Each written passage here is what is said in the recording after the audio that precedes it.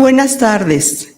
Me es muy grato dar la bienvenida a los asistentes que están en esta sala del Instituto Mexicano de Estudios Estratégicos en Seguridad y Defensa Nacionales, IMESDEN, y por supuesto a quienes siguen a través de redes sociales las actividades del instituto.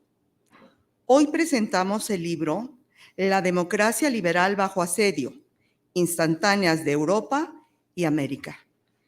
Esta es una obra editada por el Consejo Mexicano de Estudios Internacionales, COMEXI, y publicada en diciembre de 2023, con el apoyo de la Fundación Frederick Ebert.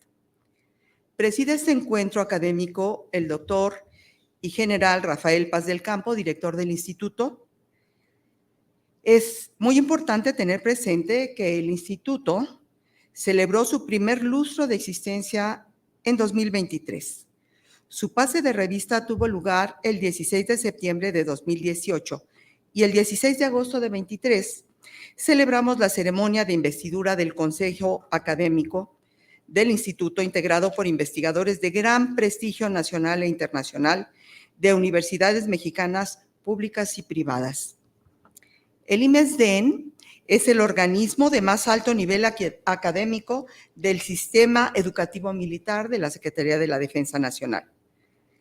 Aquí se imparte el doctorado en Desarrollo y Seguridad Nacional, en el que participan docentes y doctorandos militares y civiles procedentes de instituciones diversas de educación superior, como ocurre en todas las actividades que desarrolla el instituto.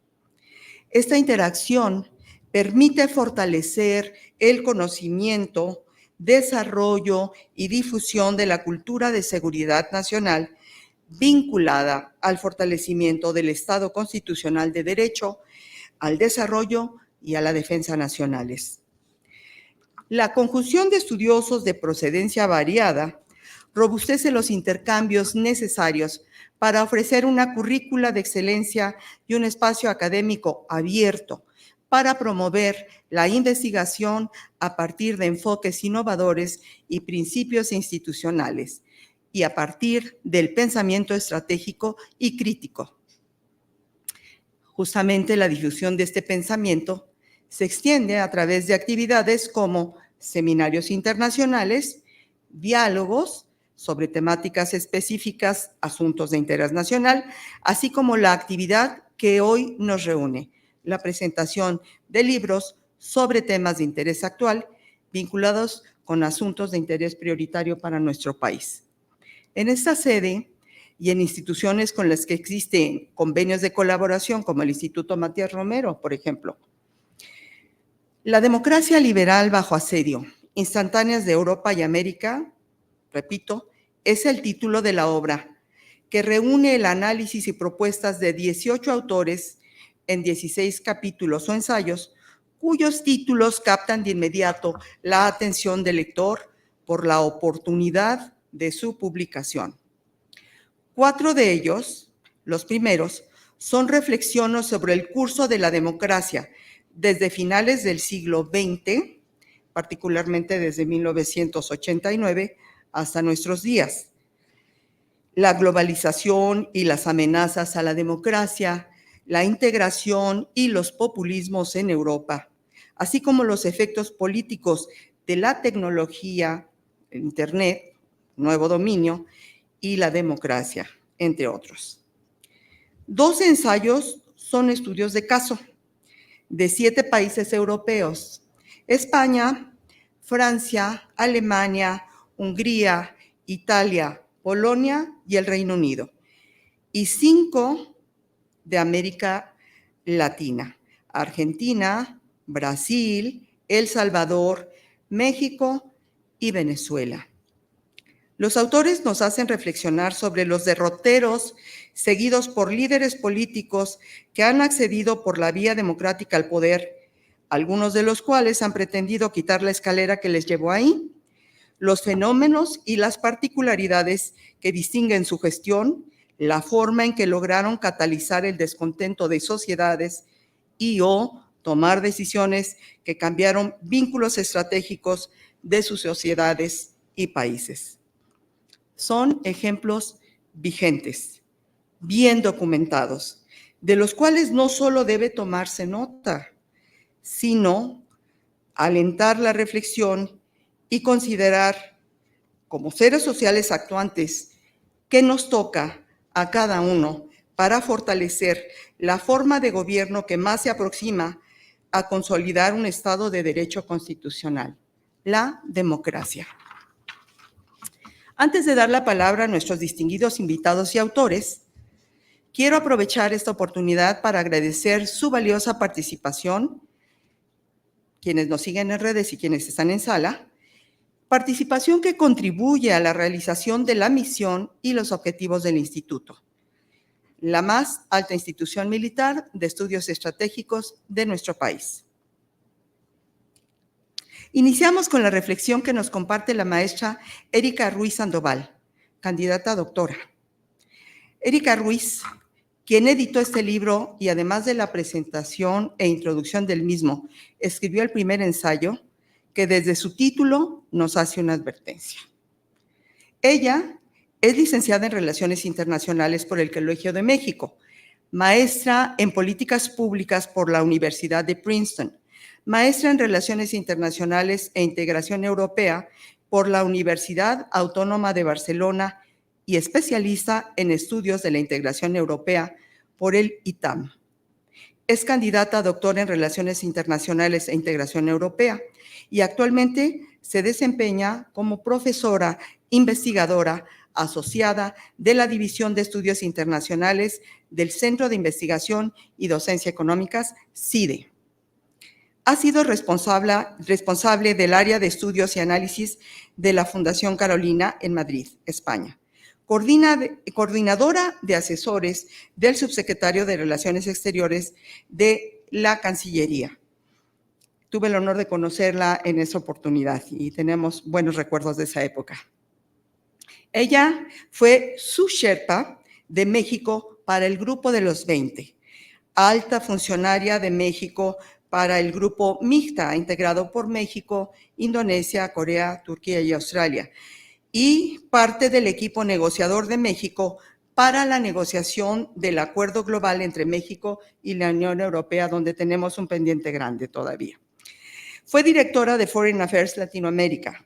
Es asociada del Consejo Mexicano de Asuntos Internacionales, COMEXI, donde edita 2 boletines semanales, uno sobre China y otro sobre Europa, y coordina la Unidad de Estudio y Reflexión de COMEXI sobre Europa, la UER sobre Europa. Su más reciente artículo se titula, y es una pregunta, ¿renuevan sus votos la Unión Europea y la CELAC, la Comunidad de Estados de América Latina y el Caribe? Salió publicado en el número de octubre de 2023 de la revista Otros Diálogos de El Colegio de México. En diciembre de 2023 publicó este libro que presentamos hoy. Y sin más, al agradecer su presencia, le doy la palabra hasta por 15 minutos a Erika. Adelante. Muchísimas gracias, embajadora. Un placer, de verdad, estar aquí. Me parece fundamental que tengamos este diálogo, esta conversación sobre uno de los fenómenos más destacados de esta época, que es la crisis de la democracia liberal, enmarcada en una crisis mayor del orden liberal en general. Algo que se vuelve sobre todo preocupante en un año como este, 2024, particularmente electoral en todas partes, y donde pues, la discusión sobre la democracia, sus virtudes, sus defectos, sus alcances, sus posibles sustitutos es bastante intensa. Creo que la preocupación por la democracia liberal es algo que ocupa a 2 regiones, en este caso las que cubrimos en el libro, Europa y América. Y hicimos esta colaboración entre el Consejo Mexicano de Asuntos Internacionales, el único think tank que se dedica en México a las relaciones internacionales, y la Fundación Ebert, una fundación alemana que siempre ha tenido esta preocupación por la socialdemocracia y el desarrollo democrático de un país como este, de una vieja colaboración con ellos, de tratar de formar a nuevos cuadros en temas internacionales como parte de su formación política, es que nació la idea de hacer este libro y afortunadamente pues tengo estupendos colegas de muchísimo nivel en nuestra unidad de estudio y reflexión de Comensis dedicada a Europa y de ahí salió la idea. Lo que hicimos con la Friedrich Ebert fue que Comensis cubrió la parte de Europa y ellos la de América Latina porque ahí es donde tienen sus oficinas más importantes. Entonces, si bien no hicimos una cobertura plena, creo que sí tenemos los casos más representativos donde se está discutiendo o se ha discutido el tema de la democracia y adelantamos pues, algunos temas como el del que va a hablar el doctor Peña con respecto a las elecciones en el Parlamento Europeo, por ejemplo, que son en el mes de junio. En mi caso, la preocupación por la democracia liberal es una que viene por mi especialización, soy europeísta de formación y preguntándonos, bueno, el devenir de la Unión Europea, dónde radican las amenazas. Habitualmente en relaciones internacionales miramos amenazas externas, pero también hay que mirar las amenazas internas y en este caso la crisis de la democracia liberal es una que puede ser muy potente para el proceso de integración europea, el experimento político más exitoso de la historia moderna, a mi juicio, y que nos ha permitido contar con un verdadero desafío a los conceptos tradicionales de soberanía nacional que tienden a manejar las relaciones entre los estados del mundo y que lo que han logrado los europeos después de 2 guerras prácticamente civiles entre ellos mismos fratricidas, pues creo que es de destacar y siempre he estado muy pendiente porque me sorprende lo que han sido capaces de lograr en un continente que se había caracterizado siempre por la lucha de poder y que siempre habían resuelto las cosas mediante la guerra. Tener este periodo largo de paz mediante la integración funcional en un principio y lo que tienen ahora, creo que hay que estudiarlo con mucho más detenimiento, sobre todo aquellos que estamos en esta región del mundo, en América Latina, donde hemos hecho innumerables intentos de integración y no logramos el mismo nivel. Entonces, esta preocupación viene por ese lado y otra muy personal, una preocupación como ciudadana, ¿no? Es decir, yo me he formado en un México que se convirtió en democracia en mi juventud y donde me preocupa que esa democracia permanezca y donde, de nuevo, este libro pretende ser también un llamado al lector a que se involucre, a que lea estos casos, a que haga sus propias reflexiones y sobre todo que pierda un sentimiento que es común en los ciudadanos de las democracias liberales del mundo, que es ese de impotencia, diciendo que las cosas no van tan bien como yo quisiera o se están desmoronando o corren peligro y yo no puedo hacer nada. Creo que los casos que presentamos aquí nos dan distintas perspectivas, distintas ideas para plantearnos qué podemos hacer como ciudadanos y cuál es nuestra tarea específica, que no es exclusivamente ir a depositar un voto en una urna, sino que es una tarea constante. En mi caso, como decía la embajadora, he escrito la introducción para situarnos en el tema y luego un capítulo que se refiere a un error que se cometió en la lectura que se hizo de 1989 y los sucesos de ese año. Me parece a mí que los liberales cayeron en una trampa que se produjeron ellos mismos de pensar que de verdad había ganado la Guerra Fría el modelo liberal y que por consiguiente era el único que podía sostenerse de ahí en adelante, que era una suerte de obviedad. El modelo liberal no es necesariamente una obviedad. Y creo que esto es parte de lo que alimenta hoy la frustración de muchos liberales que no entienden por qué están surgiendo partidos en la extrema derecha que van a minar la democracia desde adentro, desde el poder, y les preocupa mucho porque creen que el ciudadano no está entendiendo lo que está en juego, que es básicamente la libertad, a fin de cuentas. Les preocupa mucho esta situación en la que el ciudadano está dispuesto a sacrificar la libertad en aras de la seguridad, sin darse cuenta de lo peligrosa que es esa ecuación, en todo caso, o ese trueque. Entonces, mi reflexión tiene que ver con que en 1989 se pensó de verdad que esa era la única alternativa y que era benéfica para todos y que todos debían abrazarla con el mismo entusiasmo. Y incluso en el caso europeo, pues llevar a pensar que las otrora autocracias de Europa Central y Oriental estaban plenamente convencidas de que ese era el camino. Entonces, hoy cuesta mucho entender por qué existe el caso de Hungría o por qué existió en su momento el caso polaco, que desafiaron de verdad desde adentro toda la construcción europea, los valores en los que se fundamenta. Y bueno, la reflexión es decir, pues es que no optaron por el modelo liberal necesariamente por convicción o por un amor pleno al liberalismo, sino porque era su vía para liberarse de un yugo muy antiguo que era el ruso, a fin de cuentas. O sea, primero ruso, luego soviético y luego tenían que seguir siendo ruso. Entonces eso no necesariamente implica que estuvieran comprometidos plenamente con la agenda liberal y que hay muchas cosas de la agenda liberal que generan problemas en esas comunidades y que a los liberales, insisto, los liberales convencidos y estos que creen que de verdad esto tiene que ocurrir de manera natural, les sorprende mucho.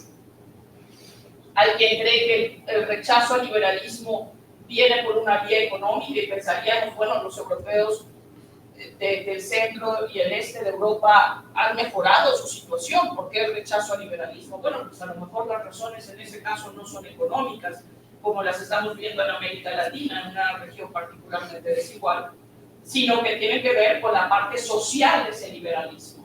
Un péndulo que para ellos ha ido demasiado lejos, de acuerdo a su cultura, de acuerdo a sus costumbres, y que no consideran que deban ser libres todos los ciudadanos en la misma medida que como se ha hecho en otras partes de Occidente. Entonces, ante eso, tenemos que ser conscientes de cuáles son las quejas de esa población. Una población que rechaza hoy el liberalismo porque se siente dejada atrás, a fin de cuentas, por ese liberalismo.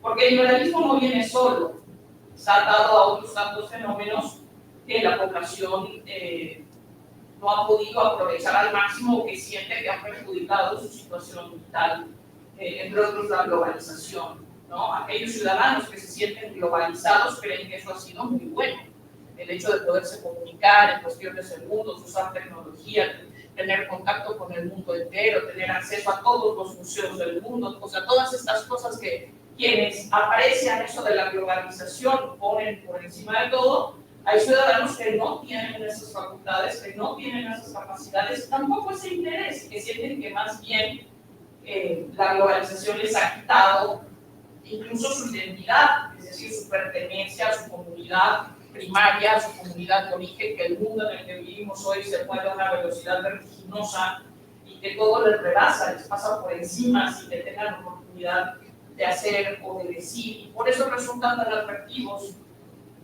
los liderazgos populistas que presentan pues, soluciones muy simples para problemas muy complejos del occidente contemporáneo y que resultan pues, eso, muy atractivos para un votante que se siente perdido en la realidad que vive y que se siente superado por cosas que no alcanza ni siquiera a comprender.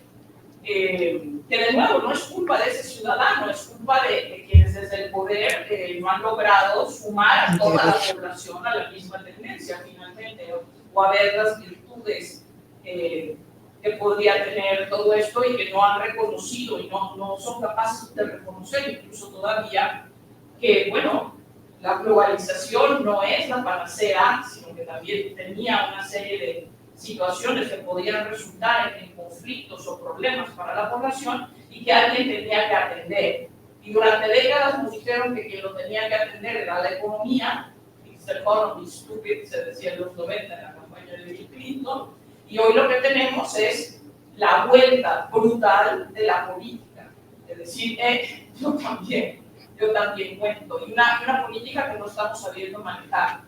Y entonces lo que generamos es un rechazo a la política, no me gustan los partidos, no me gusta la manera en que esto ocurre, no me gusta el conflicto inherente a la democracia. La democracia es conflicto permanente, es debate permanente, es discusión permanente porque es plural, no pretende uniformar.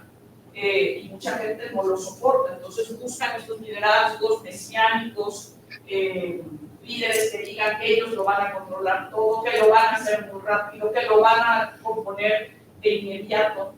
¿no? Y que además es una falacia, no ocurre de esa naturaleza, o al menos no sin perder los rasgos de la democracia liberal que interesan. Entonces, por eso, pues, yo creo que la lectura errónea de los sucesos de 89 ha llevado a un muy doloroso despertar hoy, a decir, pero ¿qué pasó? Si lo teníamos todo arreglado, porque no hay ese enorme consenso que apoye el modelo liberal y podamos seguir por ahí. Bueno, pues porque quizá nunca lo hubo. Eso es parte de la discusión, ¿no?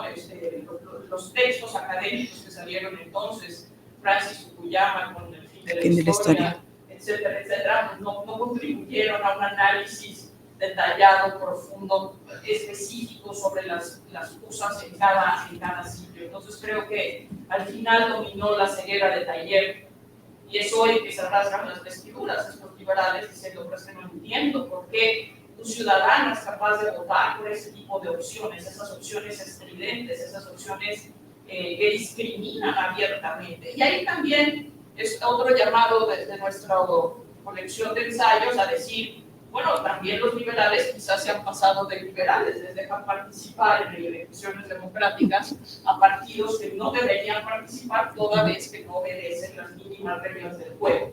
Y eso, perdón, pero no es libertad de expresión. Discriminar grupos humanos completos por la razón que sea, religiosa, racial o de preferencia sexual, pues ese no es el juego democrático. Entonces, ¿por qué les estamos permitiendo participar a partidos como Alternativa para Alemania, como Chega en Portugal, como Vox en España, y desde luego liderazgos como de los que nos va a hablar Andrés, en el caso de Hungría, que simplemente, ¿quién les abrió la puerta? ¿Por qué están ahí? Si el juego era otro, el modelo era otro. Entonces creo que ahí pues va a haber un paso a estudiar más adelante.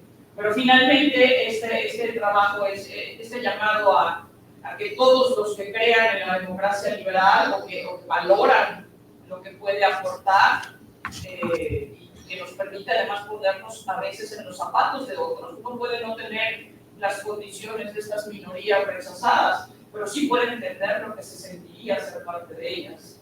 Entonces, creo que ahí tenemos que ampliar la reflexión y decir que esto hay que cuidarlo. ¿Quién lo tiene que cuidar? ¿Los gobiernos? ¿Los partidos? Yo creo que no, lo tiene que cuidar el ciudadano. Y en ese sentido, pues hay que empoderar a estos ciudadanos para que piensen que tienen agencia sobre esa cuestión. Entonces, les invito a leer la obra y ojalá les resulte cuando menos interesante, cuando más provocador. Muchas gracias.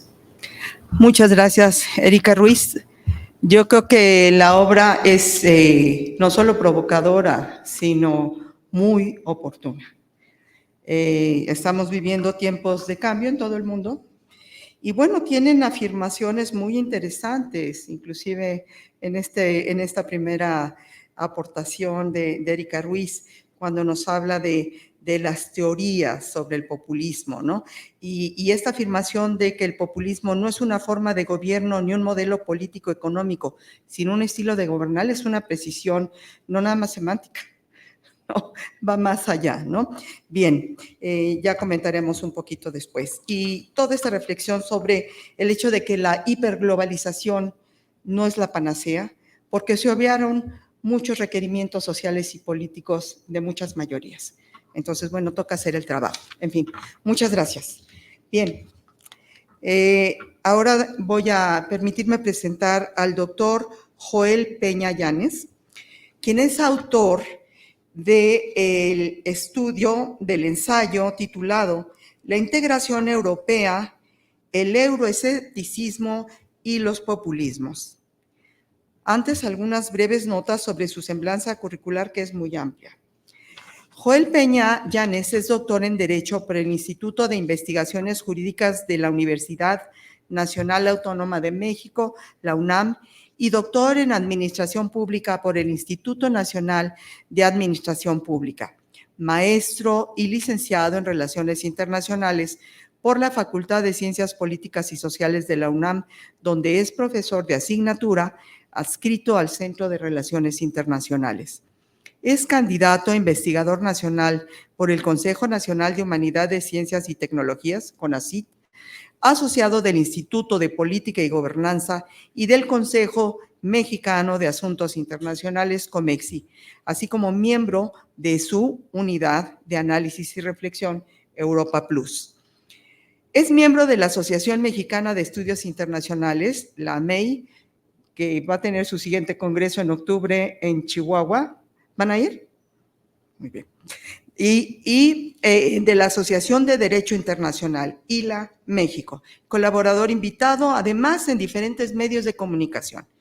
Recientemente, Joel fue seleccionado para participar en el programa Jóvenes Investigadores de América Latina, especializados en temas vinculados con la integración regional, que organiza de manera conjunta el Instituto para la Integración de América Latina y el Caribe del Banco Interamericano de Desarrollo, el BID, y Flaxo Argentina. Sus trabajos de investigación se han centrado en el estudio de las diferentes etapas del proceso de integración de la Unión Europea, en el desarrollo de la crisis económico-financiera, política, social e institucional de este bloque regional, en los regionalismos y en la integración latinoamericana y en la política exterior de México, así como en temas vinculados con administración pública, derecho internacional público y derechos humanos. Lo escuchamos en su faceta del euroescepticismo y los populismos. Seguramente se referirá también al eurosocialismo y el eurocomunismo y la comunidad del carbón y del acero. Gracias, Joel, bienvenida. ¿Qué tal? Muchísimas gracias, embajadora, por tan bonita introducción. Y pues es un gusto estar por primera vez en este Instituto Mexicano de Estudios Estratégicos y de Seguridad y Defensa Nacionales, sobre todo para presentar el libro que hoy nos convoca, pero antes saludar con mucho afecto al doctor Rafael Paz, el director del INESDEM, solicitándole atentamente que extienda un cordial saludo al doctor Carlos Ojinde, subdirector de este instituto, que fue mi profesor en el INAP ya hace algunos años. Desde luego saludar a la maestra Erika Ruiz, coordinadora de la obra, y también, desde luego, al doctor Luis Villalobos y Andrés Herrera. Es un gusto compartir esta tarde la mesa con ustedes. ¿Sí se escucha bien? Espero que sí. Sí. Perfecto. Y bueno, pues desde luego agradecerle a todas y a todos los que nos acompañan esta tarde, tanto de manera virtual como aquí en la sala. Y en esta ocasión quisiera referirme brevemente al capítulo que yo escribí, como señalaba la embajadora, sobre el euroescepticismo y los populismos. Y creo que es importante porque lo considero un capítulo que está dentro de los capítulos introductorios de la obra, es decir, antes de los capítulos que se refieren ya a casos prácticos, con la intención precisamente de establecer un marco conceptual que pueda ser utilizado de manera recurrente a lo largo de la obra, obviamente con los matices que cada una de las autoras y de los autores le impongan. Yo decidí iniciar con el concepto de integración regional, que como sabemos básicamente se refiere a este proceso mediante el cual diferentes países generalmente comparten fronteras y sistemas económicos y políticos similares, deciden cooperar y trabajar juntos para alcanzar fines comunes, de manera muy sencilla. Se evidencia con ejemplos como la Unión Europea, desde luego, como ya lo mencionó Erika, el proyecto político más ambicioso y desde mi perspectiva más exitoso que existe en materia de integración, pero en América Latina tenemos muchos ejemplos, como podría ser la propia Alianza del Pacífico o el Mercosur. En segundo lugar, abordo el fenómeno del euroescepticismo, que implica básicamente la desconfianza que puede tener la ciudadanía hacia los proyectos y las políticas de la Unión Europea, desde posturas que demandan cambios mínimos en las instituciones supranacionales hasta movimientos cada vez más complejos que abogan abiertamente por la salida de los países de la Unión Europea. Y sabemos que el euroescepticismo en ese sentido pues abarca una variedad de posturas y niveles de oposición ante este proceso de integración. Y por último se analiza el concepto que desde mi perspectiva es más complejo porque no tiene una definición unívoca, así como no la tiene cualquier concepto de las ciencias sociales. Por eso yo siempre he dicho que las ciencias sociales son mucho más complejas que las ciencias naturales y las ciencias exactas, precisamente por esa falta de universalidad en los conceptos, y es el caso de populismo, que yo lo defino, retomando a diferentes autoras y autores, como un estilo político que simplifica el discurso y se dirige a la población de manera directa y accesible. Cualquier parecido con la realidad es mera coincidencia. Las y los líderes o movimientos populistas suelen presentar a los partidos en el poder como los responsables de las crisis y por lo tanto proponen siempre un cambio de gobierno como solución, pero utilizando un lenguaje y actitudes mucho más ciudadanas, es decir, actitudes simples para ganar el apoyo popular. Como les decía, el término populismo puede tener muchas definiciones e incluso hay quienes dentro de la misma obra, y eso es lo que genera esta riqueza, afirman que no es posible utilizarlo para explicar una realidad tan compleja como la que vivimos hoy en día, pero yo considero que sirve como una primera aproximación para entender a lo que nos estamos enfrentando como sociedad global. Y desde luego aclarar por qué afirmamos en la obra, desde el título, que la democracia liberal está bajo asedio. Es claro que existen múltiples tensiones, amenazas y retrocesos, lamentablemente, ocasionados en gran medida por las lideresas y los líderes políticos que han adoptado un discurso populista que por sí solo ya erosiona los sistemas políticos nacionales y tradicionales y el orden liberal internacional. Sin embargo, me gustaría destacar esta tarde algunos elementos clave del populismo para demostrar y corroborar que se trata efectivamente de una de las principales amenazas a la democracia liberal que hasta el momento imperaba en el orden internacional y en prácticamente todos los estados del orden. En primer lugar, las y los líderes populistas centran su discurso en la idea de que las instituciones políticas, especialmente aquellas que actúan como contrapeso al poder ejecutivo, representan únicamente a las élites y no al pueblo. Proponen como parte de sus campañas la eliminación o la transformación radical de estas instituciones para que, según ellos, representen verdaderamente los intereses colectivos. Además, argumentan que la globalización y la hiperglobalización y, desde luego, según ellos, la mala gestión de los gobiernos actuales han provocado grandes pérdidas, especialmente para las personas de bajos recursos. Buscan de esta forma cooptar a estos sectores de la sociedad para formar la base electoral que les otorgará eventualmente la victoria en las diferentes elecciones. En paralelo, culpan a los gobiernos en funciones de los problemas económicos y sociales, considerándolos los verdaderos enemigos de la sociedad. Y desde luego critican a los partidos políticos en el poder, acusándolos de representar, como ya lo mencionaba, únicamente los intereses de una élite privilegiada. Por otro lado, es muy común que las y los líderes populistas, a menudo carismáticos y populares, utilicen los medios de comunicación masiva para fomentar el descontento social contra la agenda política del gobierno en turno. Esta estrategia ha llevado a un aumento en el rechazo a la migración, a la multiculturalidad y desde luego genera manifestaciones abiertas de xenofobia. Y finalmente, los movimientos populistas se presentan como una alternativa muy simple y comprensible para la población, prometiendo remediar la crisis causada por las élites políticas en un contexto de fragilidad democrática. Y esto se ha visto de manera muy palpable en la Unión Europea, la cual quisiera yo aclarar que es uno de mis principales objetos de estudio, precisamente por la influencia de Erika cuando fue mi profesora, aún hace muchos años más que el doctor Matute. Ok. Fue en 2008, ya son algunos años. Y bueno, pues como ya lo mencionábamos, a pesar de ser el proyecto de integración más avanzado en el cual los Estados miembros han cedido de manera gradual facultades soberanas a las instituciones supranacionales, pues la Unión Europea se ha enfrentado, al igual que prácticamente todo el mundo, a diversas crisis, tanto internas, como nos mencionaba Erika, que es importante rescatar, como externas, entre ellas la crisis financiera y económica de 2008, cuyos lastres siguen presentes, pero la crisis migratoria de 2015, la pandemia por la COVID-19 y más recientemente la agresión de Rusia contra Ucrania, que sabemos que está en uno de los estados fronterizos de la frontera de la Unión Europea, y desde luego los conflictos en Medio Oriente. Y la manera en que la Unión Europea se ocupó de cada uno de estos problemas ha ocasionado que la ciudadanía se polarice, al grado que una parte continúa apoyando el proceso de integración, mientras que otra, euroscéptica, se manifiesta en contra, apoyando a los movimientos políticos y sociales antieuropeos, y muchos de ellos populistas, cuyo discurso se centra precisamente en la reivindicación de lo nacional.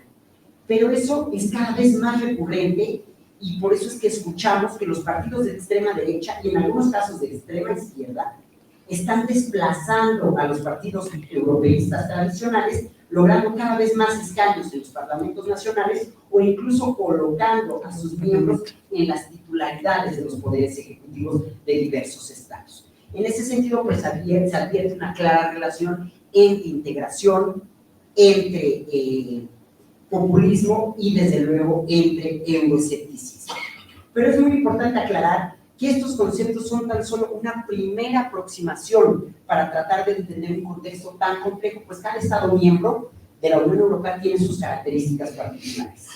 Y es importante señalar que no se limita solo a la Unión Europea, ya que el populismo es un fenómeno global que se observa en casi todos los países del mundo. Tanto en América Latina como en la Unión Europea se ha observado un aumento de políticas y líderes populistas que han llegado al poder. Al mismo tiempo, la oposición, utilizando estrategias similares, busca desacreditar a los gobiernos actuales al presentarse como la única solución a los problemas sociales. Por esta razón, el libro que presentamos incluye casos de estudio tanto de la Unión Europea como de América Latina. Luis Alfonso Gómez, por ejemplo, nos habla de las tensiones del orden liberal en Alemania. José Andrés Fernández hace alusión al caso español, Mario Ojeda analiza la poliarquía en Francia, Andrés Herrera retoma el caso controversial de Ucrania, Niccolò Morelli se refiere a los rostros del populismo en Italia y Mónica Laborda al caso polaco. Y lo mismo hacen otras y otros autores hablando de los casos latinoamericanos. Y concluiría señalando, desde mi perspectiva, cuál es el verdadero problema del surgimiento de movimientos populistas antisistema, y es el potencial que tienen para transformarse en regímenes autoritarios, que lejos de cumplir con las promesas que generalmente se hacen en campañas, afectan aún más la población en los partidos o movimientos previos. En la Polonia pre-Donald Tusk y Hungría, ejemplos claros de esta tendencia, observamos cómo los movimientos populistas que alcanzaron el poder utilizando las estrategias antes mencionadas, están minando los cimientos de la democracia. Estos movimientos, desde luego, atacan y desmantelan las instituciones judiciales, así como a los medios de comunicación críticos al gobierno, socavando el pluralismo ideológico. Y en Hungría, como seguramente nos explicará Andrés Herrera, y con quien coincido plenamente, se está aceptando cada vez más una narrativa que cuestiona los principios de la democracia liberal y refleja las tensiones entre la soberanía nacional y la integración europea. Y como vemos, esta tendencia ya comenzó, pero espero de verdad que muy pronto encuentre su fin. Muchísimas gracias por su atención. Muchas gracias al doctor Joel Peña Llanes. Ha sido muy ilustrativo revisar su ensayo. Bien. Y nos damos cuenta que el populismo es un fenómeno internacional. Y en este caso, las identidades europeas hacen que permeen las fronteras, inclusive. Entonces, yo creo que es un fenómeno importante. Entonces, le vamos a dar la palabra enseguida a don Andrés Herrera Esquivel, que es el más joven de esta mesa y de este grupo que estamos aquí reunidos. Él es el autor del capítulo titulado El hombre fuerte de Hungría. Andrés Herrera es licenciado en Relaciones Internacionales por la Universidad Anáhuac, colabora en la Embajada del Reino Unido en México como oficial de política exterior y política nacional. Previamente trabajó en el Consulado de Estados Unidos en Mérida, el Instituto Gilberto Bosques del Senado de la República en México y la Organización para la Cooperación y Desarrollo Económicos, la OCDE. Es miembro asociado del Consejo Mexicano de Asuntos Internacionales, COMEXI, y es un hombre de medios que contribuye a formar opinión. Tiene la cuenta de TikTok sobre relaciones internacionales más vista en América Latina con 1.3 millones de likes. Estamos hablando con una estrella de las redes sociales, y lo cual nos da mucho gusto. Andrés Herrera, tienes el uso de la palabra hasta por 15 minutos. Nos dará mucho gusto escucharte. No, muchísimas gracias, embajadora, por la presentación. Agradezco en primera instancia al Instituto por la invitación, por ser anfitriones de este evento, también al panel. Es un placer estar con ustedes, al público y en general a los escuchas. Sí, yo creo que ya transitando a esta parte de estudios de caso en el libro, es interesante ya ver cómo estos elementos y narrativas sistémicas pues se van asentando en casos prácticos, ¿no? Que también lo que nos hacen es formar un manual de las diferentes cosas que existen. Y si vemos este fenómeno y este análisis, ¿cómo ya lo vemos en la práctica? Porque yo creo que muchas veces esa teoría es precisamente el cisma y la división que tiene la gente que ¿cómo se aplica? Y realmente si lo vemos en la teoría, es difícil para la persona decir, ok, de esta manera práctica lo estoy viendo. Esto que estamos analizando en este tipo de discurso se ve reflejado. Y en el caso de Hungría, yo creo que es muy importante analizarlo de esa manera. La gente tiene que mirar a Hungría y a ver. Solo esta semana hay dos casos muy importantes que pasaron. Hungría, pues, rechazó millones de dólares en apoyo a Ucrania esta semana. Y esto después de meses de negociaciones donde tenía vetos al apoyo en general de la Unión Europea a Ucrania. Y ahora dice, ya no va a tener el veto y esta semana vuelve a retroceder, ¿no? Y ya hace un freno a esta ayuda. Y no solo eso, también ya se incluyen los aspectos de ya no podemos entrenar con ciudadanos a las tropas ucranianas, vemos ese aspecto. Ya nos vamos para atrás en las sanciones rusas. Entonces vemos cómo hoy Hungría es un contrapeso a esta integración europea. Es interesante analizar porque este es el caso práctico de lo que comentaba la maestra Erika, de amenazas internas y amenazas externas. Y el fenómeno de la hiperglobalización, que también comentaba la embajadora, pues se ve reflejado en Hungría, porque vemos que el caso interno ya no solo se queda ahí. Y lo que está pasando en los países trasciende a que esta hiperglobalización lleve a problemas globales, que lo que pasa internamente también va a afectar externamente en los problemas mundiales. Y en este caso, en la guerra de Ucrania, ¿no? Cómo una situación específica en un país está teniendo problemas en una situación global como la que es Ucrania. Entonces, amenazas internas y amenazas externas se ven muy reflejadas en Hungría. ¿Y de dónde surge todo esto? Y es un segundo punto interesante que abordo en este capítulo. Sale de lo que han platicado también otros autores, el culto a la personalidad. Y que vemos que este culto a la personalidad se enmarca en una figura clave en Hungría, que es Viktor Orbán, que muchos artículos, incluso el mismo artículo lo tituló El hombre fuerte de Hungría, y esto con un análisis de que la mayoría de medios dice, ¿es hoy Viktor Orbán la persona que más dolores de cabeza le está dando a la Unión Europea? Bueno, pues es algo que analizar.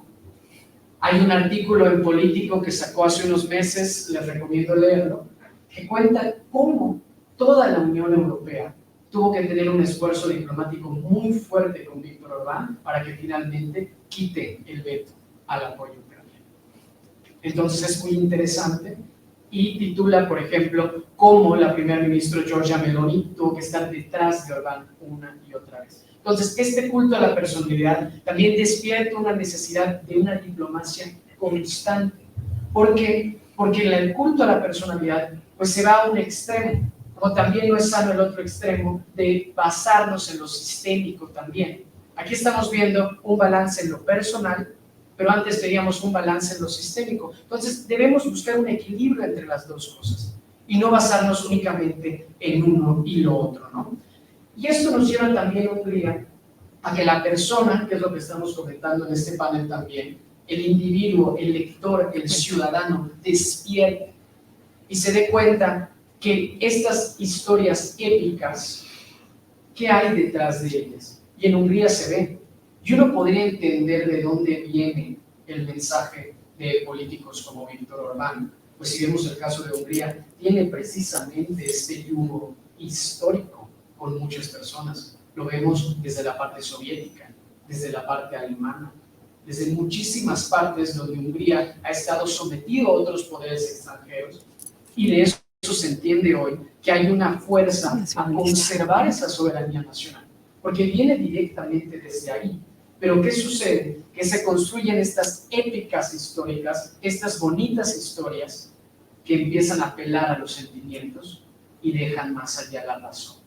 Entonces esto también es un despertar para el ciudadano de darse cuenta cuando solo están apelando a nuestros sentimientos para dejar allá la razón. Entonces esto es muy importante en estas épicas históricas, que se vuelven naturales, tampoco son necesariamente malas. Hay un autor muy bueno, israelí, ¿no? Yuval Noah Harari, que en su libro Sapiens precisamente habla de la importancia de estas historias. Es natural para los seres humanos, pero tampoco debemos dejarnos ir por esas historias y ser críticos y analíticos. Y darnos cuenta, cuando nos están despertando los sentimientos, tampoco debemos dejar atrás la razón. Y esto es algo de lo que platico en el artículo también. Otro elemento importante en cuestión de Hungría es la importancia de la memoria. La maestra Erika comentaba, bueno, pues ¿quién nos dejó entrar a los líderes, ¿no? Que hoy vemos por qué están ahí. Bueno, es que no necesariamente eran las mismas personas, que eso es lo interesante. Víctor Orbán y el partido de Fidesz era completamente distinto cuando llegó al poder. Era totalmente progresista y totalmente liberal. Pero hoy, por lo mismo de que el mundo funciona sumamente rápido, la memoria cada vez flaquece más. Entonces es un llamado a fortalecer esta memoria, que no necesariamente hoy tiene que estar por su cuenta. Las redes sociales, la divulgación, la investigación, también puede hacer ayuda a la memoria y darnos cuenta, bueno, esta persona es completamente distinta al día de hoy. Y fue lo que pasó con Víctor Orbán, se transformó totalmente. Y lo que busca este estudio de caso es darnos cuenta que esto mismo puede suceder en otros países y que como ciudadanos analicemos, bueno, ¿esta persona quién es? ¿De dónde vino? ¿Cambió sus ideales de un día a otro? Y con eso podemos tener un análisis más profundo. Pero me parece que al día de hoy hemos dejado eso por detrás y ya no estamos viendo qué pasó. Y solo nos estamos enfocando en esta historia rica, en esta épica histórica, pero no vemos de dónde vino, porque nos sesgan esas emociones y esos sentimientos. Entonces, en la primera parte del capítulo aborda esta cuestión.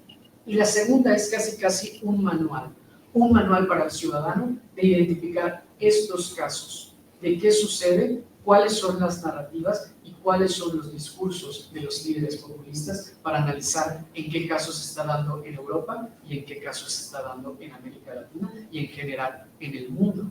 Pero despierta también un balance interesante entre qué tanto la hiperglobalización ya hoy nos permite dejar a un país por su cuenta. Por ejemplo, el mismo caso de México y Ecuador hace importante este balance de cuando también tenemos responsabilidad la sociedad internacional y los países de decir ciertas situaciones. Entonces, eso es muy importante entre cuándo sí opinar, cuándo no opinar, cuándo va el balance entre la soberanía, pero también cuando van principios más allá de algo que es la democracia liberal, ¿no? ¿Hasta qué punto? Y eso es interesante en el caso de Hungría. Y en este manual hay 3 ejemplos con los que me gustaría terminar, que es importante darse cuenta. El populismo hace una distorsión también de ciertas políticas en la parte del Congreso y la administración. Y esto es muy importante porque los cambios van ahí y la persona se transforma, el partido se transforma y empieza esta hegemonía muchas veces por la parte legislativa. Y esto es interesante, ¿por qué? Porque muchas veces es la que menor atención se presta, ¿no? La gente está en el Ejecutivo y ve al Ejecutivo y ve los discursos, pero ¿cuándo se ve la parte del Congreso? ¿Cuándo se ve la parte de las leyes y de las iniciativas? Entonces, esto también hace necesario una fortaleza de la comunicación en este tipo de iniciativas.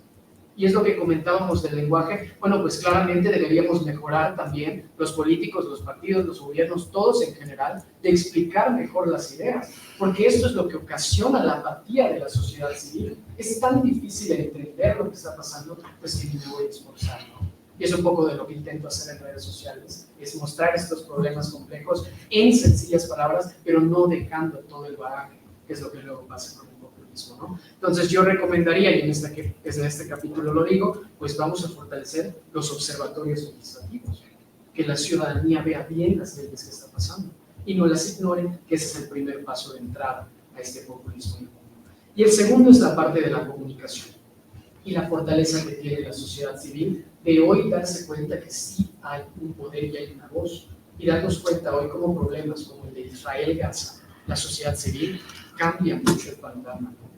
En Estados Unidos es muy claro de cómo precisamente estas protestas afectan directamente a cómo la administración está funcionando y a las leyes que se dan y a las iniciativas. Entonces también es un adamán a la población de darse cuenta que hoy ya hay una voz que es importante, a diferencia de antes que era más difícil poder hacer esto. Hoy es más sencillo que haya un contrapeso más. Ya no solo tenemos contrapesos en el gobierno, sino ya tenemos contrapesos más fuertes en la sociedad civil. Y con ello insto también a todos a crear estas buenas historias, pero con contenido, no que solo haya la emoción, que haya la emoción y la razón. Hay un excelente libro que se llama Good Economics for Hard Times, de dos maestros del MIT, Esther Duflo y Abjad Bhat. Son sumamente interesantes y hablan de esto. Hablan de la economía. Es que la economía se volvió tan compleja que la gente dejó de escuchar. Entonces hoy debemos dejar de hacer y complejizar las cosas, pero sin quitar el valor que tiene importante detrás. Creo que eso es lo que nos da el caso de Hungría, y les invito a todos a leer este capítulo. Gracias por escuchar este video. Gracias. Pues muchísimas gracias, Andrés. Es muy llegón lo que nos estás diciendo y esta invitación a que todos participemos y que todos estemos enterados. Porque justamente esta falta de conocimiento y la inaccesibilidad de conocimientos complejos hace que la gente en general se vaya por el lenguaje, el discurso simple de algunas personas que son carismáticas y que tratan de explicar la realidad por lo bueno y lo malo, lo viejo y lo nuevo, y lo blanco y lo negro. Entonces hay una manipulación de la realidad que a la gente en general, y creo que en algunos casos nos tendríamos que incluir, nos facilita la existencia. Sin embargo, las consecuencias las vemos después, cuando ya estamos involucrados en fenómenos que no nos gustan, que nos rebasan, ¿no? Entonces, como gente pensante, y qué bueno que tu difusión en medios contribuye a esto, yo te voy a leer. Y bueno, creo que este es un ejercicio de pluralidad, ¿no? Este que estamos teniendo aquí, y de formación. Entonces, más allá de dejarnos manipular por sentimientos y por cuestiones facilonas, dicotómicas, pues tenemos que ver cómo participamos más, cómo nos sentimos nosotros más incluidos en la toma de decisiones, cómo buscamos influir nosotros, cada uno de nosotros como ciudadanos en la toma de decisiones, en un proceso que seguramente nos llevará a una mejor gobernanza con participación. Bien, muchas gracias.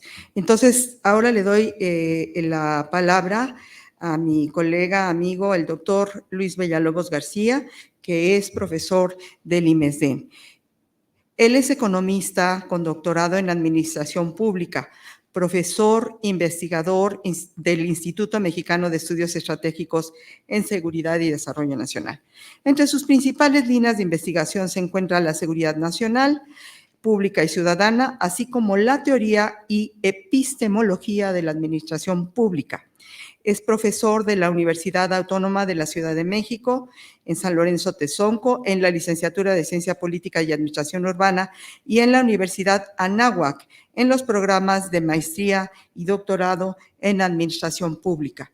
En 2008, el doctor Villalobos fue ganador del primer lugar del Premio Nacional de Administración Pública, INAP, y asume la consideración de la democracia en América Latina en esta presentación que hará, con atención particular al presidente de El Salvador, que es uno de los casos de estudio, Nayib Bukele. Doctor, tiene usted la palabra. Muchas gracias, embajadora. Primero, dar la cordial bienvenida a estas históricas instalaciones del antiguo Colegio Militar en Sandoval, al doctor Peña Gámez y al licenciado Néstor García. Ustedes bienvenidos a la casa. Un verdadero placer tenerlos aquí. Madison decía en el Federalista que si Si los hombres fuésemos ángeles, no necesitaríamos el Estado. Y yo quería comentar que si fuéramos ángeles, a través de nuestras virtudes y de nuestra inteligencia, podríamos dividir nuestras controversias. Por lo tanto, no necesitaríamos el Estado, no necesitaríamos de cárceles, no necesitaríamos de prisiones, no necesitaríamos de abogados. Podríamos recibir de todo el poder y de todo el mal. Pero no somos ángeles, estamos lejos de serlo. Incluso cuando presento a María esta lógica, me dicen los grupos, pero incluso los mismos ángeles, hubo uno que se superó. Para el pensamiento marxista, que no se puede hablar de una teoría política marxista, porque Marx tiene una aproximación negativa respecto al Estado. Para Marx, en la evolución social, si vamos a tener un estallido que vamos a poder, en el cual vamos a poder presidir el Estado. Vamos a estar en una situación, en un estadio de libertad de virtudes. Ese es el pensamiento marxista. ¿No? ¿Qué es la pretensión del marxismo? Vamos a evolucionar socialmente de tal manera que vamos a poder presidir el Estado. ¿Qué es eso? Pero el pensamiento marxista, vamos a cumplir un poco menos en los plazos. Para el pensamiento liberal, sí acepta la existencia del Estado, pero en condiciones mínimas. Es decir, es como una resignación. Estoy resignado a que no podemos presidir el Estado, pero va a ser llevado a sus expresiones mínimas. Vamos a ver la mínima expresión del Estado. Pero también la expectativa liberal no se está cumpliendo en las sociedades actuales. El Estado está presente en todo. El Estado es omnipresente. Es decir, también el pensamiento liberal nos parece el marxismo, nos falló el liberalismo, entonces, ¿qué nos queda? Le tomo la misma, pensando en la democracia liberal, le tomo las definiciones y los componentes del doctor Andrés Fernández Gómez en su capítulo, donde describe que es la democracia liberal. Implica, en primer lugar, división de poderes. En segundo lugar, implica pluralismo político. Tercero, libertad de expresión. Cuarto, participación cívica. Quinto, derechos fundamentales. Y sexto, división de poderes. Es decir, eso serían las características de la democracia liberal. Y sí, la democracia es el peor sistema de gobierno, a excepción de todos los demás, pero siguiendo toda esta idea de la democracia es la reforma de gobierno, piensen en lo que vamos a vivir este año. Este 2024 será un super año electoral en el mundo. Por primera vez, cerca de 100 países celebrarán elecciones de todo tipo. La mitad de ellas serán presidenciales. Según los últimos datos del Banco Mundial, estos territorios concentran la mitad de la población global. La mitad del mundo está en condición, somos electos gobernantes, es decir, aproximadamente 4.000 millones de personas. 6 países de América Latina eligen un presidente y además habrá comicios presidenciales en los Estados Unidos, en Estados Unidos. Es decir, la democracia es vigente todavía, es potente todavía. Si hay crisis, se puede hacer crisis, la vamos a superar. Y sigo una idea de las discusiones que planteaban ahora como la masa global. Estas oportunidades que solo la realidad la vemos a partir de esto tan primero. Reforma en 2012 con una encuesta que tituló las etiquetas relativas. ¿Usted qué requiere? Que disminuya la violencia y la inseguridad aunque se limiten sus libertades, o que se respeten sus libertades aunque haya violencia e inseguridad. 75% prefiero lo primero y 25% solamente el 25% lo segundo.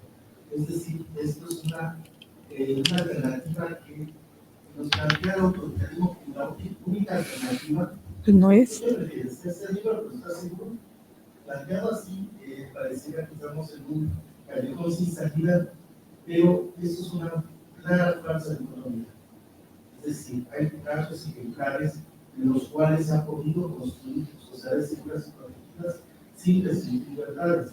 Eso es algo que platico mucho con el doctor Omar y con el doctor Santiago, de que es imposible esta paradoja de tratar de preservar derechos a costa de transferir derechos. Es decir, no puedes construir democracias a través de la transmisión sistemática de derechos, no puedes garantizar el establecimiento del acceso a derechos, transmitiendo derechos. Eso sí, eso sí es una contradicción misma. Entonces, la economía que presenta el presidente de la reforma es una farsa económica, como muchas otras. Hay que tener que saber para identificar las análisis. Pero a mí me preocupa algo también. El desencanto de la democracia se justifica verdaderamente, es decir, con un sistema democrático que estamos en automático se van a resolver problemas laborales, económicos, ecológicos, de participación, de participación sincera, implicaría una idea que creo que debe ser cuestionada: la supremacía de los sistemas políticos respecto a los sistemas económicos, respecto a los sistemas jurídicos, respecto a los sistemas sociales. Es decir, estamos cargando demasiadas responsabilidades a la democracia. La democracia es un elemento, un marco en el cual los otros sistemas pueden funcionar. Amartya Sen, en su texto ya fundacional, Libertad y Desarrollo, proporciona un dato que a mí me parece vital. Nunca una democracia ha enfrentado a ninguna. Eso no es una opinión. Solo países con dictaduras, solo países totalitarios tienen la democracia. Jamás una democracia ha enfrentado a ninguna. Pero con eso quiero entender algo. La democracia se representa en el entorno sociopolítico, social y político, para que los otros sistemas funcionen, pero no te lo garantiza. Entonces, pienso que con la democracia se va a resolver el problema de ingreso y el problema de empleo, le estoy cargando demasiadas responsabilidades a la democracia. La democracia que se encargue de la discusión del sistema político, pensando también en el pensamiento del sistema social platoniano, que lo ve todo como un constructo articulado de cuatro sistemas, y que en esas interacciones determinamos los niveles de gobernabilidad de los estados. Entonces, sí me parece que el desencanto de la democracia no se justifica porque nosotros, los sociales, nos quedamos una serie de expectativas e ilusiones no justificadas, que funcionen los sistemas políticos, que funcionen los sistemas políticos. Pero me centro en Bukele porque sí es un caso atípico y la invasión de la dictadura está presente en recama. El dictador más cruel del mundo. Tendrá a indicar que Bukele es un dictador, un narcólogo. Entonces, la lectura que tiene de la comprensión del ejercicio del poder, del ejercicio político, es una lógica mediática, no como una lógica del poder para que lo quiero, del ejercicio del poder para que lo quiero. Bukele representa el futuro concepto de América del Sur en sus regiones asombradas por la violencia y la sexualidad generalizadas. También por los resultados, una característica de las dictaduras es que estas se legitiman por los resultados que tienen, en tanto que los sistemas democráticos tienen que ser legitimizados tanto por su desarrollo, por su desempeño, pero también por los resultados. Es decir, es más complicado la legitimidad de las democracias que la legitimidad de las dictaduras. Pinochet se legitimaba por el desempeño económico que tenía la dictadura. Es decir, esa es una característica de las democracias que tienen que legitimar tanto por el desarrollo como por el proceso como por los resultados. Bukele, cuando entra al poder, tenía una tasa de homicidios de cada 50 por cada 100.000 habitantes. En 2002 hubo 0 homicidios. Ante eso, resultados de la tentación se amplía. Honduras, la presidenta de Honduras, ya está recomendando el estimado Bukele para aplicarlo en su país. Incluso con la propuesta que tiene Bukele de la Federación Centroamericana, él se hace muy claramente con esta acción, también impondría toda esta lógica desarrollante y también. El Salvador es un país pequeño, que son millones de personas en El Salvador, de las cuales, a partir de la política de seguridad de Bukele, el 1.7% de la población salvadoreña está en prisión. Es decir, si este dato lo trasladamos en la realidad mexicana, pues somos 130 millones de personas, es alrededor de 13 millones de personas en situación carcelaria, para tener proporciones de lo que se implica. En presunción de inocencia, con la exacerbación de los problemas que tenía la presencia de los humanos. En El Salvador, una decisión fue una política de delito por cooperación de carga. Si tú cumples un fenotipo, tienes un tipo racial, cultural, si estás tatuado, si eres joven, si estás tatuado, si estás tatuado, por eso se lanza la presunción de inocencia. Tú ya eres un delincuente. Es decir, ¿cómo se llama eso en este país? Que cumple todos los elementos de la agenda populista. Es carismático, guapo, expresa muy bien, es encantador. Entonces, ahí está la tentación de la democracia, o sea, ahí está la tentación del populismo. Es decir, Hay opiniones. es mucha tentación de eso. Puede llegar a proliferar a la cultura latinoamericana, como lo invitan todos los artículos que tratan sobre los problemas latinoamericanos, el Bolsonaro, el Bukele, Milei. Es decir, hay esa gran tentación. Pero hay también otra cosa, que la democracia liberal está en un proceso de tránsito hacia una consolidación de una democracia constitucional como lo propone el Ferrari. Entonces la agenda ya no sería en términos de libertades, sino en términos del aseguramiento del ejercicio y acceso de los derechos humanos. También como un contexto para nosotros en el Instituto Mexicano de Estudios Estratégicos, dos ideas fuerzas que dirigen y que también orientan nuestra práctica como investigadores son la democracia y los derechos humanos. Vamos a entrar ahí. Por eso me parece completamente pertinente el texto que presentan nuestros invitados. Una invitación a leerlo. Se lee muy bien, es muy agradable la lectura. Le agradezco mucho a la maestra de la Universidad sumamente agradable. Y pienso en varios aspectos, reacciono a varios comentarios de la maestra. Dice, la democracia es la que tiene que cuidar a la ciudadanía. Y esa es una idea de gobernanza, la coproducción de lo público. Podemos resumir gobernanza así. La gobernanza implica la coproducción de lo público. Claro. La democracia, también palabras de Francisco Pizarro, es demasiado importante como para dejarse en las manos de los gobernantes y los políticos. Debemos involucrarnos. Esto implica transitar a esquemas en que entienden al ciudadano solo desde una óptica legal o social, es decir, soy mayor de edad y estoy ejerciendo mis derechos. No, para la gobernanza el ciudadano se queda. Hay que formar ciudadanía. Todos nacemos ciudadanos. El ciudadano se tiene que formar. Un ciudadano formado implica que es consciente de la responsabilidad y la forma como se inserta al contexto social del cual depende y también del cual forma parte. Es decir, tenemos que aprender a reproducir lo público, a reproducir lo que nos presenta todo. Y también tiene una versión a esta integración regional. Lo que se está observando es que no es la globalización el último momento de las economías liberales, de las economías de mercado, sino estamos en un proceso de integración de proyectos económicos regionales, de alguna manera. El primero ya está establecido La Unión Europea. La segunda, del segundo ejercicio de integración, nosotros formamos parte de la región latinoamericana, la región de Norteamérica es el segundo bloque ya conformado. Las expectativas que posteriormente se conformará el bloque asiático, el bloque del Medio Oriente, el bloque latinoamericano de América del Sur también se va a conformar con mayor problema, pero es una tendencia muy potente, muy fuerte, identificable. Y tal vez el último que se conforme es el bloque africano, que va a tener todos los problemas históricamente tienen.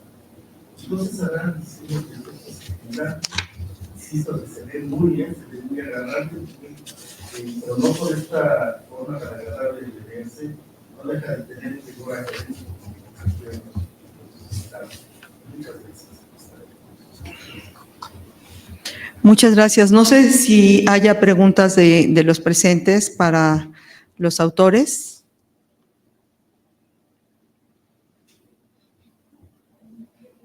La doctora Sandra Anchondo, por favor.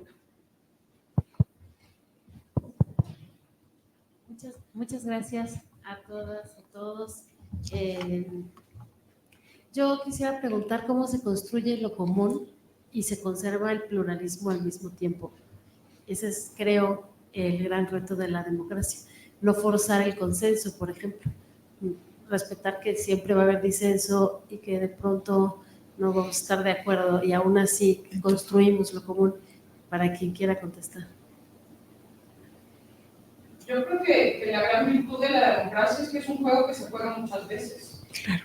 Y en ese sentido, si en la primera jugada no sale lo que a mí me gusta, tengo la oportunidad de volver a jugar y volver a jugar y volver a jugar.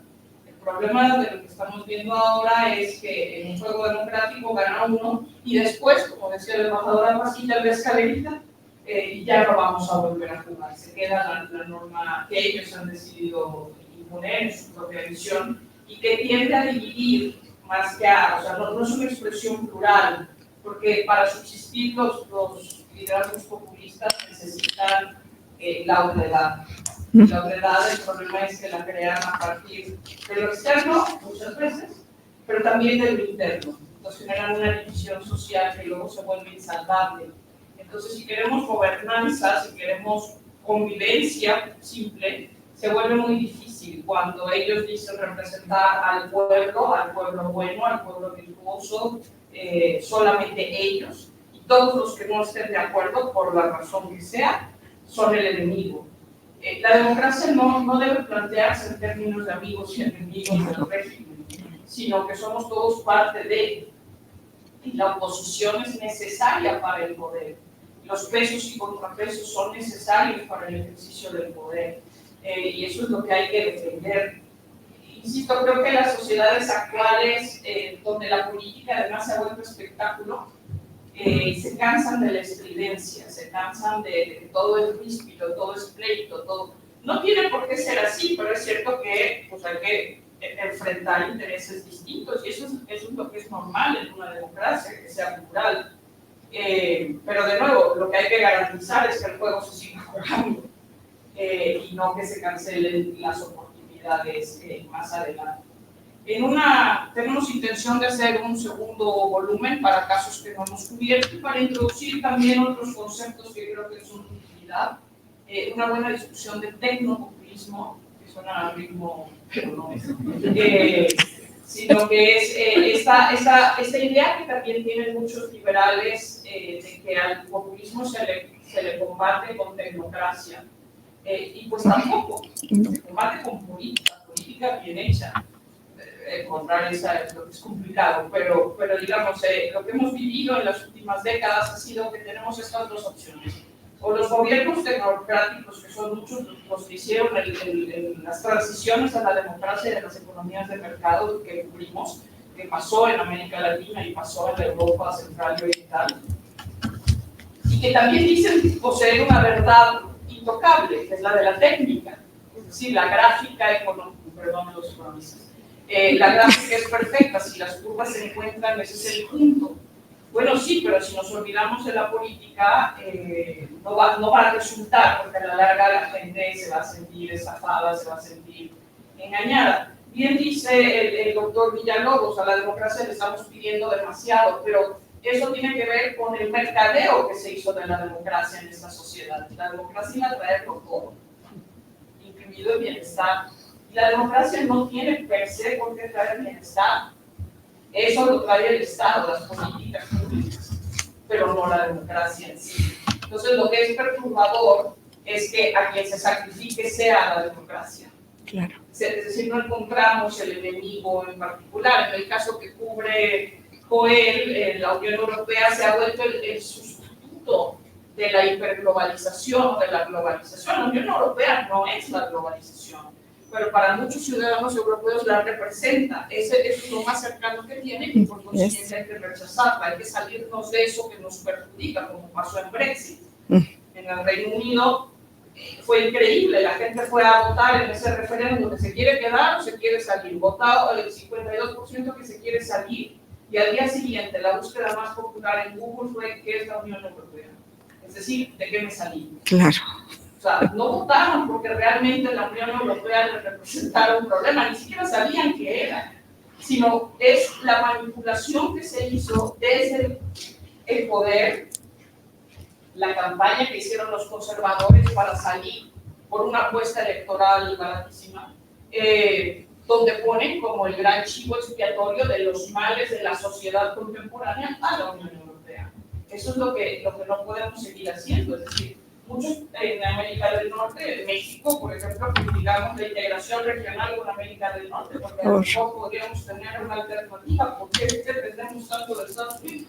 Es que ese no es el problema. Las carencias del país no necesariamente están atadas a un proceso de integración regional, sino son más bien carencias internas, de una tendencia de muchos años, 35 años llevamos, con la idea de que el Estado estaba obeso, que no tenía por qué intervenir en la economía, que tenemos que dejar todo en manos del mercado, Y el mercado es tremendamente imperfecto.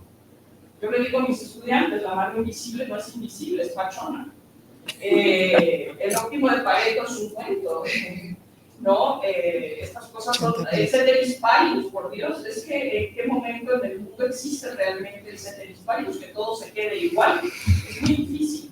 Son, otra vez, como decíamos acá, decía Andrés, son las teorías.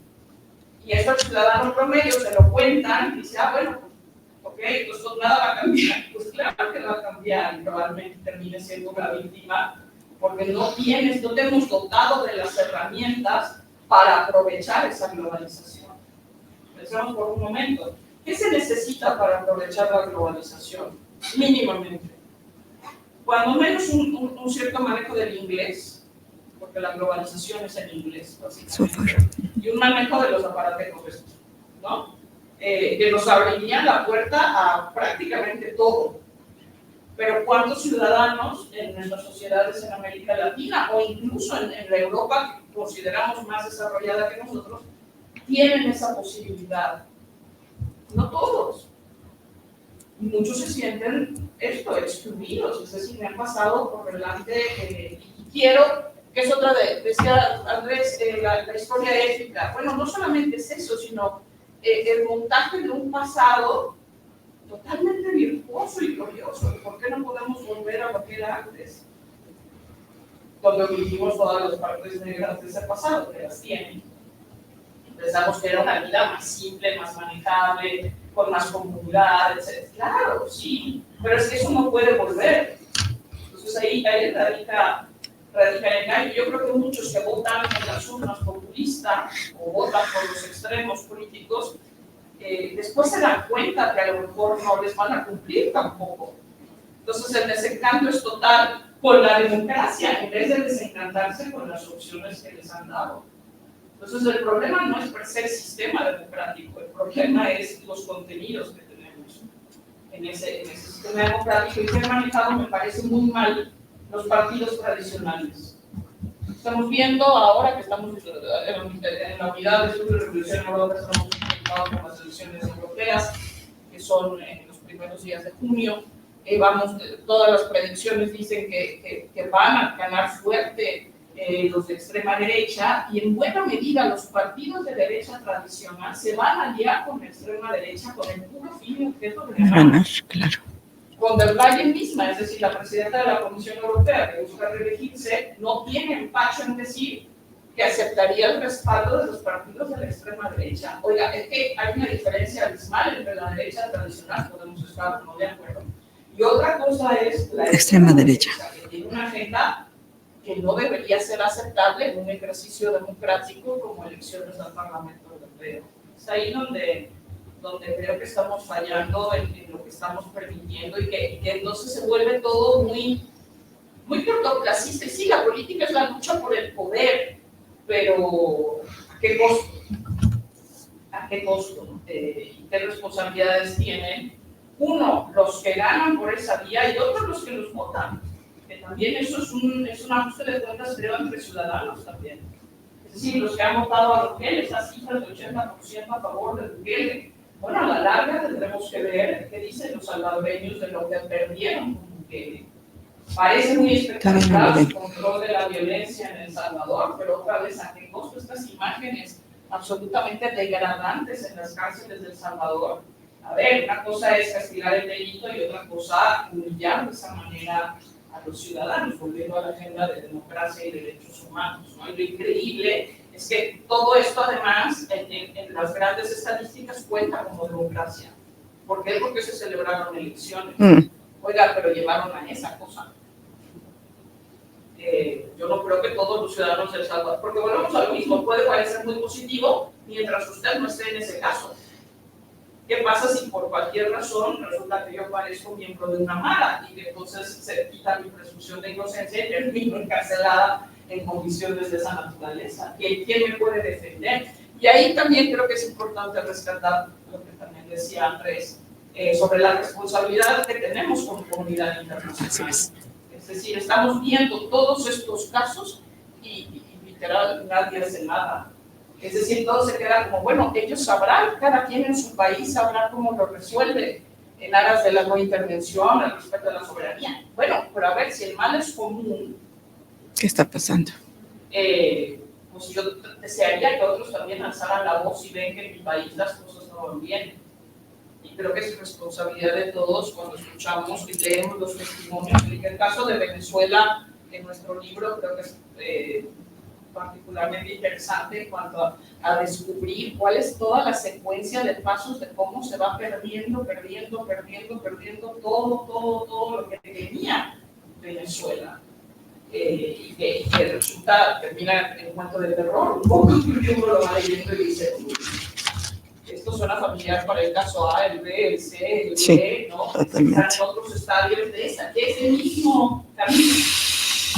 Entonces, pues, lo que queremos es que la gente lo lea y por eso tratamos de hacer un libro que, si bien es hecho por académicos, la mayoría busca que sea accesible para el público en general, es decir, que todo el mundo lo pueda leer sin que tenga que haber leído a Foucault ni nada, que sea accesible, que pueda entender ideas básicas, ¿no? Y que se sienta interpelado por el libro a decir, caramba, ¿y esto cómo así?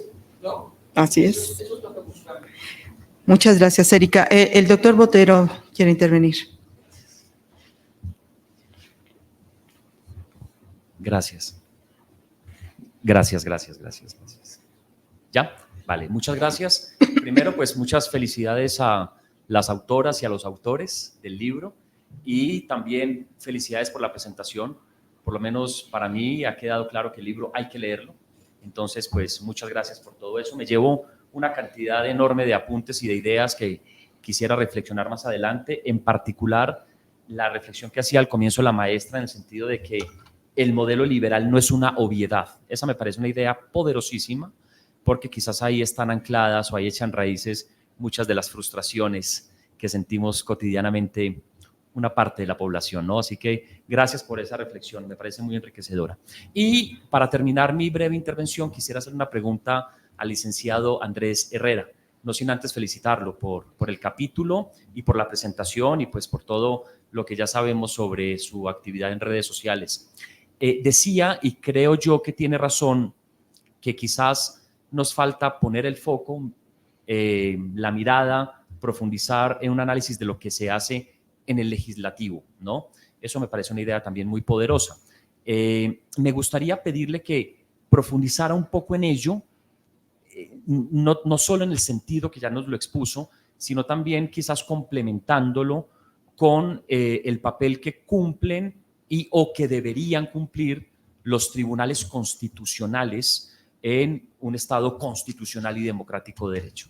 Si es tan amable, licenciado, y de nuevo felicidades y gracias. Sí, muchísimas gracias por la pregunta.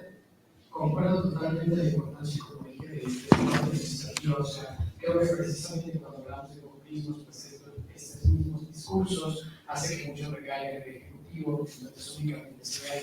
Y esto va desde la parte muy sencilla hasta de los centros de análisis, de los lugares, de los medios, y se analiza todo. Realmente la mayor cobertura se da en la parte ejecutiva. Y para mí es curioso, y es una área de oportunidad incluso para muchos de estos lugares, de empezar a analizar también esa cuestión. O sea, yo veo cómo trabajan, por ejemplo, diferentes instituciones, diferentes centros, y por ejemplo, todos cubren la mañanera aquí en México. O sea, todos hacen análisis de la mañanera día tras día, tras día, tras día. Y veo que en el mes, cuando se organiza lo que hace el Congreso, no hay un boletín, por ejemplo, que resuma las cosas que hace el Congreso, pero diario sí hay una que resuma la mañanera. Entonces, eso es interesante, porque es la misma pregunta que se le hace a la población, ¿no? Pues, ¿quién es la persona? ¿Quién es el que tiene mayor poder en el país? Entonces, dicen el presidente. Pues no necesariamente, ¿no? Luego hay tres poderes en la parte, pero se olvida que hay esos dos poderes. Yo creo que va ahí ese punto de la parte tribunal y constitucional también. O sea, es explicar a la población cuáles son sus funciones. Pero viene desde la parte de la ciudadanía, de documentarlo, pero también dentro de los mismos tribunales y dentro de las mismas instituciones de mejorar sus medios de comunicación. Y yo también recomendaría, por ejemplo, bueno, quizá en lugar de talleres muy especializados, quizá valdría la pena tener talleres de cómo usar las redes sociales para los políticos, para los gobiernos. ¿No? Porque precisamente alguien como Bukele sube Pues porque tiene un manejo impecable de las redes sociales. Es increíble. Bueno, Sí, pues sí, sí. debemos capacitar también a las buenas personas, a los buenos liderazgos. No es que no hayan, es que sencillamente quizá no saben comunicar y conectar directamente con el mundo del día de hoy. Entonces yo creo que también el papel de los tribunales va en esa parte. Y yo lo he analizado mucho, que es tanto desde cómo se recibe la información, es decir, la que saca el tribunal, como la que tiene la sociedad civil. Entonces yo creo que recomendaría explicar más que nada desde la parte de los tribunales qué se hace, desde la parte del análisis académico de sociedad civil, el que haya un monitoreo más preciso. Y bueno, en el caso de Hungría, el caso es que no solamente llega el líder populista, llega toda su camarilla a ocupar asientos de legislativo, entonces está cortado el poder Claro. legislativo, y también decidió cambiar a los jueces a su propio modo, que es parte de lo que la Unión Europea ha señalado, que usted no respeta el Estado de Derecho, es decir, usted no tiene separación de poderes, porque todos son de su misma camarilla. Y han retenido fondos europeos muy importantes, los que se usaron para la recuperación de la pandemia, en el programa de Next Generation EU, etc. Y ni así han logrado que cambie la posición. Pero si nosotros hiciéramos una encuesta mundial sobre si la gente entiende cómo funciona su gobierno, creo que nos llevaríamos sorpresas muy, muy graves. La mayor parte de la gente no entiende cómo funciona su gobierno, de verdad. Vemos, sobre todo quienes venimos de culturas políticas autoritarias, a lo que se ve salir. Los demás, no sé, quién sabe quién es su senador, que le representa, su diputado que le representa, qué distrito electoral somos en la Ciudad de México, a mí quién me representa. No sabe, no contesta. ¿No? La gente lo que ha logrado aprender en estas cosas que se llaman democracias, porque son más bien democracias de papel, democracias electorales, es que en cierta fecha nos citan a uno, tenemos que ir, votamos, nos pintan un dedo y nos vamos, ¿no? Eso es básico. Pero a partir de ahí el ciudadano siente que hizo su tarea, que no le corresponde seguirlo monitoreando, porque claro, es muy estresante, ¿no? Es hacer este seguimiento legislativo y ya pasaron otra cosa. O sea, cualquiera que intente leer, por ejemplo, el diario oficial de la Federación, ¿creen ustedes que está en un lenguaje que la gente estándar pueda leer, el ciudadano de a pie? No. ¿Qué está diciendo? ¿Qué es un decreto? ¿Qué significa? ¿Cómo se aplica? ¿Cómo me afecta? ¿Cómo me afecta? ¿Dónde pierdo? ¿No? Vamos a ver elecciones en Estados Unidos. Cada vez que hay elecciones en Estados Unidos es una gran pedagogía en medios para que podamos entender cómo votan en Estados Unidos. Es increíble que el vecino directo, cuyas decisiones nos afectan, no podamos entender el sistema político estadounidense y seguimos pensando también que el presidente es todopoderoso en Estados Unidos cuando no es así, ¿no? Entonces tenemos los ciudadanos, insisto, mucho desconocimiento de cómo funciona nuestro propio país, nuestro propio sistema político, qué se gana y qué se pierde según qué cosa, ¿no? De verdad, yo se lo decía a mis estudiantes esta semana, digo, ayudándolos a ir a votar, digo, no es un partido de fútbol, no es de le voy al amarillo y le voy al rojo, o sea, es una cosa mucho más seria que va a tener implicaciones para su vida en el largo plazo. Sí, en México pensamos que el largo plazo son 6 años, pero no es así. Muchas de estas cosas permanecen y tienen una trascendencia de mucho más largo aliento. Entonces, ojalá que tengamos en el mundo entero, en este año tan particularmente electoral, pues que la gente entienda qué es lo que está haciendo y que sí que es su derecho, pero también su obligación. Sin duda. Y creo que le ponemos muy poco énfasis a la parte de la obligación. Muchas gracias. Sí, efectivamente, asumir responsabilidades ciudadanas nos corresponde a todos, porque incide en nuestra vida presente y futura. Erika, todos los demás, en relación a lo que comentaste del ensayo de Anaís López Cabrera, creo que hay 2 párrafos muy interesantes que dicen lo siguiente. Lo descrito anteriormente, casi al finalizar, expone los principales hitos de cómo el populismo transformó el Estado democrático, incluso con todos los problemas que tenía, en un cuerpo al servicio de los intereses de la cúpula cívico-militar que mantiene el control de las instituciones y el territorio contra la voluntad de cambio y alternancia de esta población. tanto la que está dentro como la que está fuera del país. Reconstruir socioculturalmente las instituciones y la cultura democrática. Ahí será un proceso difícil y largo, la mera reconstrucción, y no solo por la determinación del gobierno actual de subirle los costos a cualquier acuerdo que implique la mínima posibilidad de que este gobierno deje de controlar el poder y los recursos del Estado. Más desafiante aún será volver a dotar de significado la democracia y la posibilidad de vivir en un escenario democrático para esta población, reconstruir inclusive esa concepción, ¿no? Esto pasa en esencia por recuperar la normalización de las distintas formas de pensar, es decir, reivindicar las diferencias que es la esencia de la vida en común en democracia. Si llegamos hasta este punto de degradación institucional fue porque las élites anteriores habían renunciado a representar bien la expectativa ciudadana y la dejaron a la deriva.